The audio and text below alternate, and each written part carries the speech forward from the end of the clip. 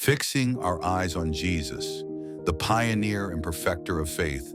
For the joy set before him, he endured the cross, scorning its shame, and sat down at the right hand of the throne of God. Hebrews 12:2. This verse comes right after the famous Faith Hall of Fame in Hebrews 11, where the author recounts the stories of biblical heroes who live by faith. Then as we enter chapter 12, we're encouraged to run our own race of faith with endurance, surrounded by this great cloud of witnesses. But how do we run this race successfully? The answer is found in our verse today. By fixing our eyes on Jesus. The Greek word for fixing here, aphorontes, means to look away from all distractions and to focus with undivided attention. It's not a casual glance, but an intentional, sustained gaze. Jesus is described as both the pioneer and perfecter of our faith. As the pioneer or author, he blazed the trail of faith for us to follow. He didn't just show us the way theoretically, he lived it perfectly. And as the perfecter or finisher, he brings our faith to completion. He's both the starting point and the finish line of our spiritual journey.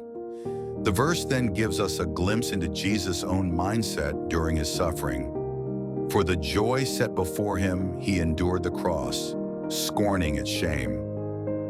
What was this joy? It was the joy of accomplishing God's redemptive plan, of reconciling humanity to God, of seeing you and me set free from sin and death. Jesus looked beyond the temporary pain to the eternal purpose. Finally, we see Jesus' current position, seated at the right hand of the throne of God. This is the place of highest honor and authority. The one we're fixing our eyes on isn't just a historical figure or a good moral teacher.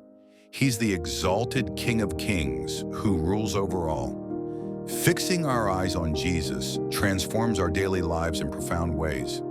In our distraction-filled world, making Jesus our primary focus helps everything else fall into proper perspective. When we follow his example of enduring hardship for the joy set before him, we learn to look beyond our present circumstances to God's greater purpose.